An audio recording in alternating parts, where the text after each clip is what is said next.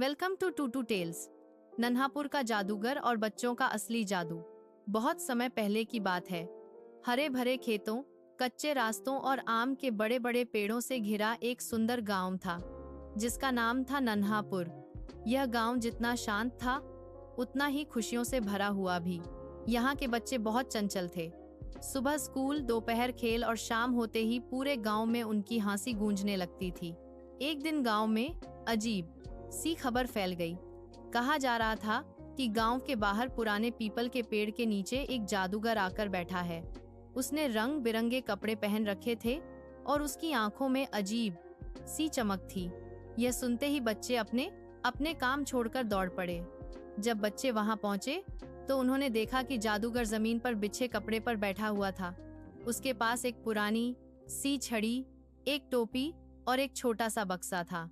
जादूगर ने बच्चों को प्यार से देखा और मुस्कुराकर कहा, जादू देखना है तो दिल साफ होना चाहिए। बच्चों ने उत्साह में सिर हिलाया। जादूगर ने अपनी छड़ी घुमाई और देखते ही देखते उसकी खाली टोपी से चमकीली तितलियां उड़ने लगीं। फिर उसने सूखी पत्तियों को मीठी खुशबू वाली मिठाइयों में बदल दिया। बच्चे खुशी से उछल पड़े। किसी ने ऐसा जादू पहले कभी नहीं देखा था। अगले कई दिनों तक जादूगर रोज आता रहा, लेकिन एक दिन उसने कहा, आज मैं ऐसा जादू दिखाऊंगा जो आंखों से नहीं, दिल से दिखेगा। उसने बच्चों से कहा कि जो बच्चा सच बोलेगा, दूसरों की मदद करेगा और किसी को दुख नहीं पहुंचाएगा, वही असली जादू देख पाएगा। बच्चे बारी बारी अपनी अच्छाइयों के बारे में बताने लगे। कोई बोला कि वह माँ की मदद करता है, कोई बोला कि वह झूठ नहीं बोलता। जैसे जैसे बच्चे सच्ची बातें कहते गए, उनके चारों ओर हल्की हल्की सुनहरी रोशनी चमकने लगी। उसी समय एक शरारती बच्चा कालू भी आगे आया। वह हमेशा झूठ बोलता था। उसने भी अच्छाइयों की झूठी कहानी सुनाई। अचानक रोशनी बुझ गई और जादू गायब हो गया। सभी बच्चे चुप हो गए।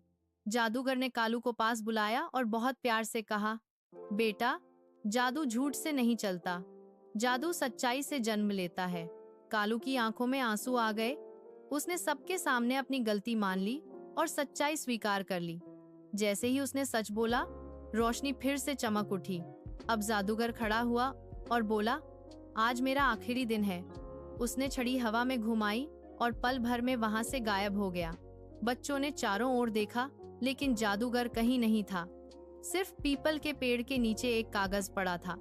उस कागज पर लिखा था, असली जादू छड़ी में नहीं, अच्छे कर्मों में है। उस दिन के बाद नन्हापुर के बच्चे बदल गए। वे झूठ बोलना छोड़ने लगे, एक दूसरे की मदद करने लगे और बड़ों की इज्जत करने लगे। गांव पहले से भी ज्यादा खुशहाल हो गया।